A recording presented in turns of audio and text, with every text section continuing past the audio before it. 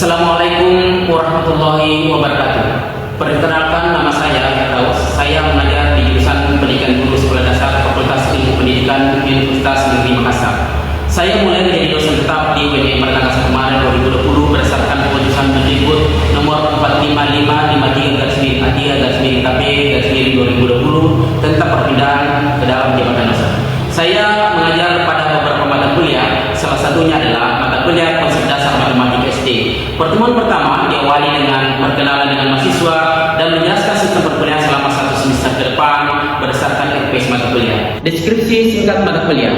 Mata kuliah konsep dasar matematika SD adalah mata kuliah wajib pada semester 2 dengan 3 SKS yang bertujuan agar mahasiswa mampu memahami dan mentransfer materi konsep dasar matematika dalam menyelesaikan masalah sehari-hari.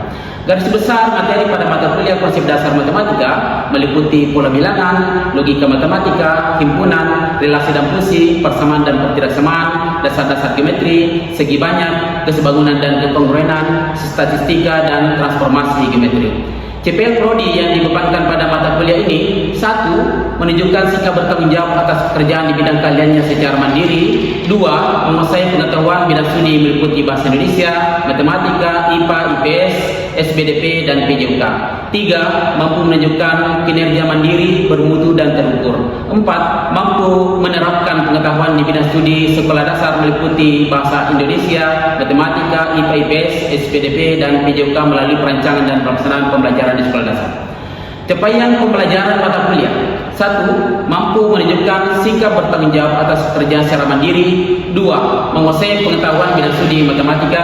3. Mampu menunjukkan kinerja mandiri, bermutu, dan terukur. 4. Mampu menerapkan pengetahuan bidang studi matematika dan pelaksanaan pembelajaran di sekolah dasar. Selanjutnya, saya akan menjelaskan mekanisme pelaksanaan mata kuliah ini dalam pendekatan DIA, Delivery, Interaction, dan Assessment. Yang pertama, delivery, yaitu bagaimana saya menyampaikan atau mentransfer konsep mata kuliah kepada mahasiswa. Model pembelajaran yang saya gunakan adalah model berbasis konstruktivisme yang menekankan partisipasi aktif mahasiswa dalam perkuliahan, yaitu model perkuliahan cooperative learning, problem based learning, atau case method. Perkuliahan yang dilaksanakan secara tatap muka sebanyak 16 kali pertemuan, termasuk 1 kali UTS dan 1 kali UAS. Selanjutnya, interaction, yaitu bagaimana saya sebagai dosen berinteraksi dengan mahasiswa di kelas dalam pelaksanaan perkuliahan. Metode diskusi dan penyampaian pendapat atau gagasan dari mahasiswa dalam menyelesaikan masalah kontekstual merupakan fokus perkuliahan untuk menghilangkan kesan bahwa belajar mata kuliah matematika identik dengan menghafal rumus atau aturan. Saya berusaha mendorong mahasiswa untuk menyampaikan pendapat tanpa merasa takut salah, sehingga memunculkan keberanian dan percaya diri untuk berbeda pendapat dengan teman-temannya. Saya berusaha mendorong mahasiswa untuk meningkatkan level berpikir kritis dan berpikir kritis dan kreatif sebagai bekal untuk menjadi calon guru SD. Selanjutnya, asesmen atau penilaian. Penilaian pada mata kuliah ini yaitu penilaian proses dan hasil pembelajaran melalui aktivitas partisipasi kolaboratif, nilai harian, ujian tengah semester, dan ujian akhir semester, di mana bobot aktivitas mahasiswa berupa partisipasi kolaboratif 30%, bobot nilai harian dalam bentuk tugas terstruktur, kegiatan mandiri, dan kuis sebanyak 20%, bobot nilai ujian tengah semester 25%, dan bobot nilai ujian akhir semester 25%. Selanjutnya, kita akan menyaksikan cuplikan pembelajaran mata kuliah konsep dasar matematika SD pada pertemuan ketiga, yaitu tentang logika matematika dengan menggunakan model problem based learning dengan sintaks menurut Arens. 1. Orientasi mahasiswa pada masalah. 2. Mengorganisasi mahasiswa untuk belajar. Yang ketiga, membimbing penyelidikan individual atau kelompok. Yang keempat, mengembangkan dan menyajikan hasil karya. Dan yang kelima, menganalisis dan mengevaluasi proses pemecahan masalah. Selamat menyaksikan. Bismillahirrahmanirrahim. Assalamualaikum warahmatullahi wabarakatuh. Waalaikumsalam warahmatullahi wabarakatuh. Alhamdulillah, pada pagi hari yang cerah ini kita semua hadir di tempat ini. Sebelum kita memasuki pembelajaran hari ini, kita cek dulu kehadiran.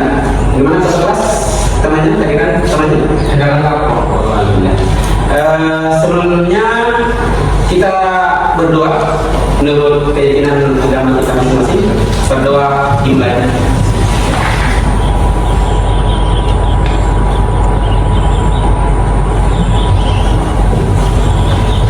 Ya, terima kasih. Pada hari ini kita akan melanjutkan materi perkuliahan kita yang lalu. Pertemuan kedua dan ketiga itu adalah materi logika matematika, dan pada hari ini kita akan masuk pada sesi kedua dari logika matematika, yaitu mahasiswa dapat menentukan bentuk-bentuk yang melimpah dan ilesinya, mahasiswa dapat menentukan pernyataan berkantor dan ilesinya, mahasiswa dapat menarik kesimpulan. Di hari ini akan kita diskusikan. Jadi hari ini kita menggunakan model pembelajaran problem based learning, di mana pada intinya adalah kita belajar satu kelompok. Sebelumnya kita akan melihat materi yang akan kita diskusikan pada hari ini. Yang pertama adalah pernyataan berkuantor. Pernyataan berkuantor ini terbagi atas dua, yaitu kuantor universal dan kuantor khusus. Kemudian kita lihat di sini ada cara membuat negasi pernyataan berkuantor. Sebelum kita masuk pada negasi pernyataan berkuantor, masih ingat ya cara membuat negasi pada materi sebelumnya. Misalnya gini, kelompok satu ya, saya berikan tugas kelompok satu. Ibu kota provinsi Sulawesi Selatan adalah Makassar. Apa negasinya? Apa negasinya? Ada yang tahu? Kelompok satu. Tidak salah, kalau salah nanti diperbaiki. Ibu kota provinsi Sulawesi Selatan adalah Makassar. Negasinya apa? Tadi ada Ibu kota provinsi Sulawesi Selatan bukan Makassar. Oke, benar ya? Oke, jadi seperti itu cara membuat negasinya. Jadi kita mengingkari pernyataan sebelumnya ya. Oke, kita lihat di situ ada contoh di sini. Misalnya semua bilangan asli adalah bilangan bulat. Jadi cara membuat negasinya adalah beberapa bilangan asli bukan bilangan bulat. Ya. Terus kalau kita menggunakan kuantor khusus, beberapa bilangan prima adalah bilangan ganjil, maka negasinya adalah semua bilangan prima tidak ganjil. Jadi model seperti itu ya. Cara membuat ingkaran dari pernyataan berkuantor. Berikutnya materi converse, inverse, kontraposisi ya. Jadi di sini kita lihat saja polanya ya. Jadi kalau converse jika P maka Q, maka converse adalah jika P maka P. Kalau ini inverse jika P maka Q, inverse adalah jika P maka terus kontraposisi dari P jika P maka Q adalah jika P jika Q dan jika negasi Q kira itu ya. Jadi cara membuat converse, inverse dan kontraposisi. Kemudian kita melangkah pada penarikan kesimpulan. Untuk logika matematika yang kita pelajari di sini, kita sederhanakan saja bahwa penarikan kesimpulan itu ada tiga, yaitu yang pertama adalah susunan argumen menurut modus eksponen ya. Jadi yang pertama jika P maka Q, terus pernyataan kedua P sisanya Q. Contohnya di sini, jika Siti naik kelas maka Siti diberikan sepeda. Terus Siti naik kelas, jadi Siti diberikan sepeda. Itu cara berdasarkan kesimpulan menurut modus eksponen. Terus yang kedua modus tollens. Di sini jika P maka Q. Terus di sini pernyataan keduanya dikali pernyataan kedua dikasih Q, maka kesimpulannya adalah P B. Terus yang ketiga, ini ada contoh. Jika Andi lulus ujian, maka Andi memperoleh hadiah. Kenyataannya, Andi tidak memperoleh hadiah. Bagi kesimpulannya, terus yang ketiga, menurut aturan silogisme, jika P maka Q, terus pernyataan kedua jika Q maka R, maka kesimpulannya adalah jika P maka R. Guys, bisa dipahami sampai di sini? Ada buktinya? Di sini ada contohnya. Jika Ardi rajin belajar, maka Ardi naik kelas. Jika Ardi naik kelas, maka Ardi memperoleh hadiah. Kesimpulannya, jika Ardi rajin belajar, maka Ardi memperoleh hadiah. Tapi perhatikan sini, terkadang ini kalimat yang ini di atas dengan di bawah ini ditukar. Ya, terkadang untuk menguji kritisi ya. Tapi lihat sambungannya, di mana yang bersambung ya, di mana yang awal sambung, ini sambungnya kemana? Misalnya si A berjalan dari Sinjai ke Sumba, si A itu berjalan dari Boni ke Sinjai. Jadi si A melakukan perjalanan dari Boni ke Sumba. Jadi terkadang kalimatnya dibuka. Jadi kita butuh analisa. Nah, sekian tadi penyampaian secara ringkas materi kita. Langkah berikutnya kita akan bekerja di dalam kelompok masing-masing. Sudah ada modul yang dibagikan pada setiap kelompok. Silakan bekerja. Saya berikan waktu maksimal 5 menit. Silakan. Ya, silakan mendiskusikan maksimal 5 menit. Kemudian nanti kita akan presentasikan di papan tulis hasil pekerjaannya di bagian D, ya, bagian B, C, ya, di mana mencari kompos, impos, komposisi dan tingkatnya. Kalau ada hal yang lengkap dari penjelasan saya, boleh dibaca kembali modul yang ada.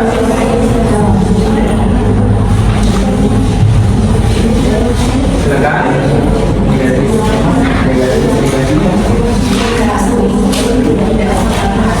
Ada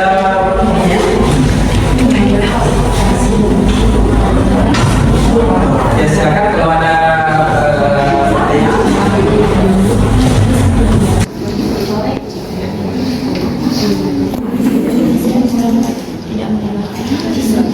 ada pertanyaan?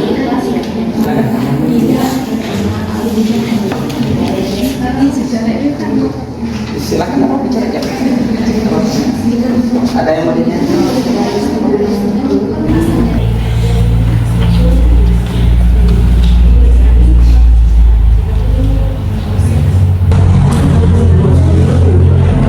Ya, oke. Sekian sudah cukup. Kita akan presentasi di papan tulis. Setiap kelompok akan diberikan kesempatan untuk menjawab. Tidak usah takut salah ya, tidak usah takut salah. Ditampilkan saja apa yang merupakan hasil diskusi kelompoknya.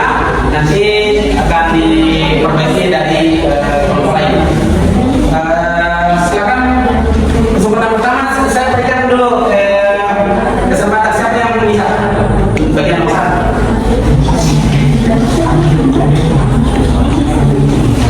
Nomor 1A. Siapa? Kelompok mana? Bapak.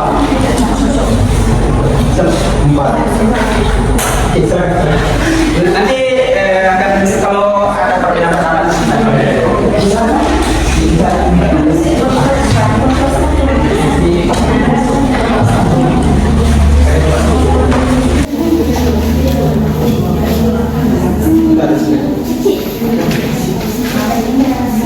Jadi kita akan lihat bagaimana kelompok 1 menjawab. Ya, langsung saja jawabannya, langsung jawabannya.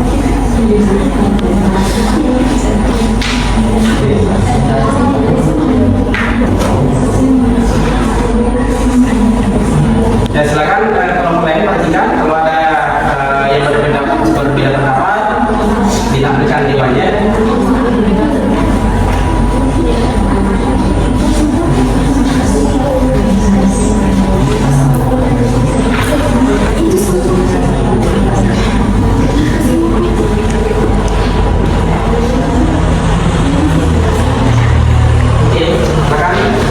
Kita berikan close. Oke.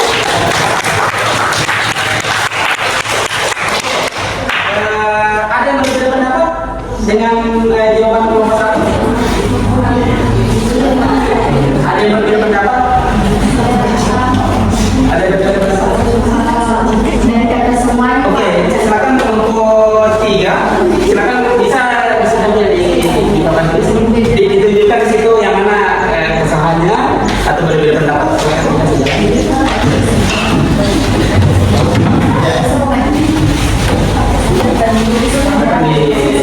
Ya, oke. Di mana ada berbeda pendapat? Itu apa namanya? Kan semua Apa namanya dalam konsep? kantor ya. kantor semua akan komunikasikan menjadi adat perubahan. Oke, ada beberapa ya. Jadi apa yang salah di sini dengan berbeda pendapat? Bisa dilihat juga tulis di atas, tulis di atasnya semua. Ada juga.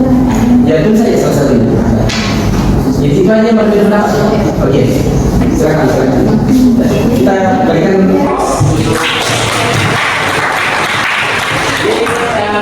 Kelompok satu di sini jika negasi B-nya jika telur tidak mengeluarkan materi vulkanik negasi B maka negasi kui. Nah tadi kelompok satu mengatakan semua kota di sekitar Jakarta tidak terkena. Sampai di sini benar, tapi sini ada ini harus diganti ya dengan kata. Oke, bisa ya? Jadi tadi koreksi dari kelompok ini itu sudah benar bahwa di situ seharusnya kita menggunakan kata. Ya, jadi seperti ini kita belajar. Tidak apa-apa, tidak usah takut ya, tidak usah berusaha. Kalau ada jawabannya yang salah nanti diperbaiki oleh teman-teman. Inilah namanya kita belajar berkelompok ya. Oke, kita lanjut ke kompos. Kompos kelompok berapa? Ya mau? 4. Oke, ke kelompok 4 ya. Atau bisa dipecahkan saja? Oke, bisa. Jadi, coba kelompok lain mendengarkan ya. Konvers dari implikasi jika gunung terus mengeluarkan materi vulkanik maka semua kota di sekitar Jakarta terkena abu vulkanik. Oke. Double konvers berarti jika P mengakui maka Apa konversnya? konversnya kui maka P. Oke, apa kalimatnya? Jadi jika semua kota di sekitar Yogyakarta tidak terkena abu vulkanik maka gunung terus tidak mengeluarkan materi vulkanik. Cukup. Apa dari rumus konvers? Coba bisa didengarkan aja. Oke. Konvers jika P maka kui, konversnya maka kui Jika kui maka oke, kalimatnya apa? kalimatnya jika semua kota di sekitar Yogyakarta terkena abu vulkanik maka gunung Kelut mengeluarkan abu vulkanik materi vulkanik. Oke. Gimana kelompok lain? Benar ya? Oke. Kita berikan plus. Berikutnya kita akan melakukan ke nomor 2. Nomor 2 ya. Nomor 2. Bagaimana menilai argumen? Oke. Tadi cara penarikan kesimpulan itu ada 3 ya. Konen, toplen, silogisme. Nah silakan kelompok mempresentasikan jawaban dari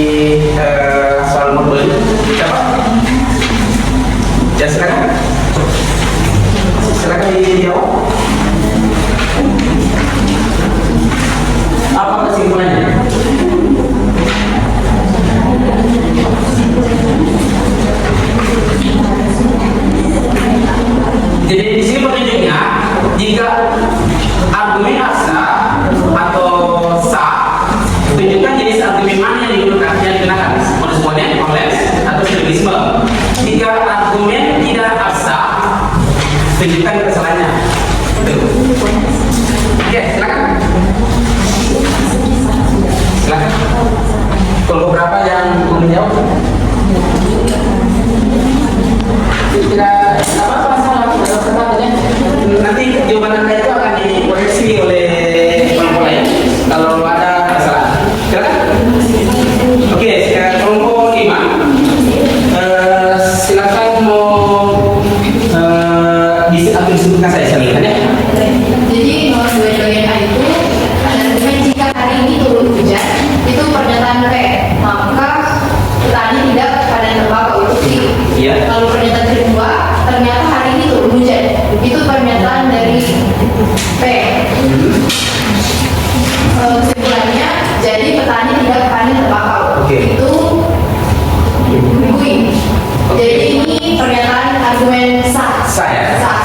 Terus menggunakan apa sesuai dengan Modus ponens. modus ponens ya. Jadi modus ponens tadi rumusnya adalah jika B masuk Q, terus P kesimpulannya Q. Oke.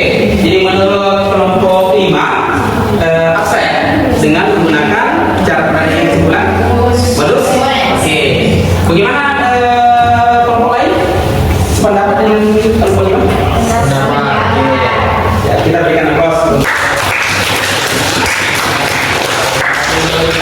Menjawab soal nomor A. Kita lanjut ke bagian B. Ada yang mau menjawab? Bagian B, ya.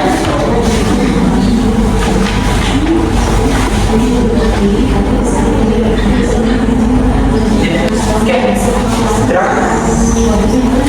Bagian B. Tidak usah salah ya. Tidak usah salah. Nanti ada kelompok lain yang memperbaiki. Ada? Silakan.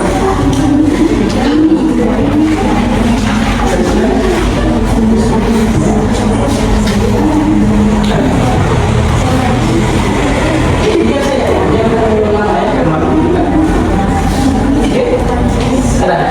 Kelompok? Kelompok 2? Bisa? Oke, silakan. Adapun jawabannya yaitu pernyataan pertama jika saya tidak pergi ke sekolah maka saya membantu orang tua. Pernyataan yang kedua saya tidak membantu orang tua. Dan adapun kesimpulannya yaitu saya pergi ke sekolah. Oke. Itu absen atau tidak? Absen, Pak. Absen. Oke. Terus Sesuai dengan modus tollens. modus tollens. Oke. Bagaimana kelompok lain? Nada. Setuju dengan pendapatnya kelompok 2? Mana? Kelompok 5? Setuju ya? Di sini? Setuju. Oke. Jadi sudah benar ya? Jadi bagian B sudah. Terus kita berikan aplaus lagi.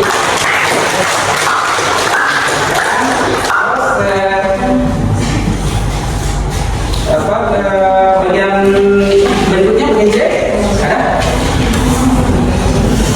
Bagian C? Ya silakan. Tadi kelompok 5 sudah, kelompok 2 sudah. Nah, silakan kelompok 1, 2, 3. Silakan. Nggak usah takut ya, nggak usah takut mengungkapkan argumennya. Ya silakan. Sudah. Fadila. Oke, kita boleh tunda dulu. Oke, kita berikan dulu ke kelompok lain. Ada? Dari kelompok 1? Kelompok 2? Kelompok 3? 3. Oke, silakan kelompok 3. Kita dengarkan kelompok 3 untuk menjawab bagian C ya. C, silakan. Silakan. Pada pernyataan pertama itu jika Edi sakit maka Edi tidak bekerja. Pernyataan keduanya itu jika Edi tidak bekerja maka Edi tidak memperoleh gaji. Jadi kesimpulannya jika Edi sakit maka Edi memperoleh gaji. Tidak memperoleh gaji. Jadi ini pernyataan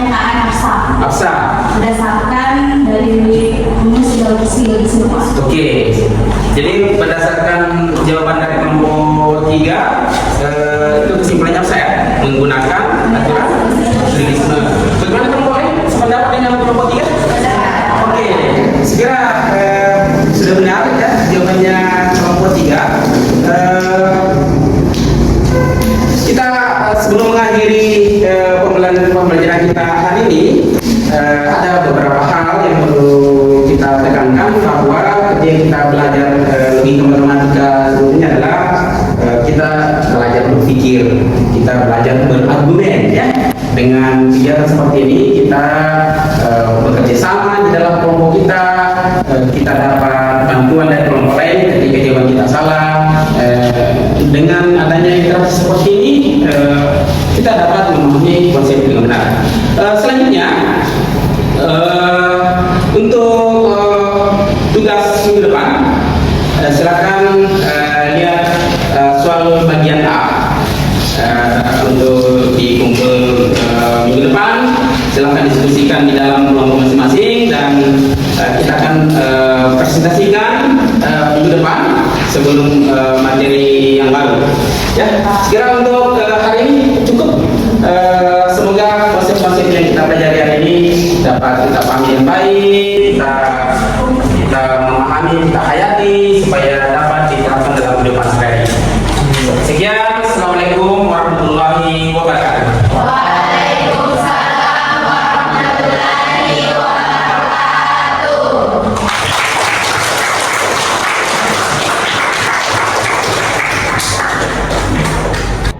Demikian video pembelajaran ini saya buat sebagai salah satu persyaratan dokumen pada sertifikasi dosen 2025. Terima kasih kepada Bapak Ibu yang telah menonton video ini. Wassalamualaikum warahmatullahi wabarakatuh.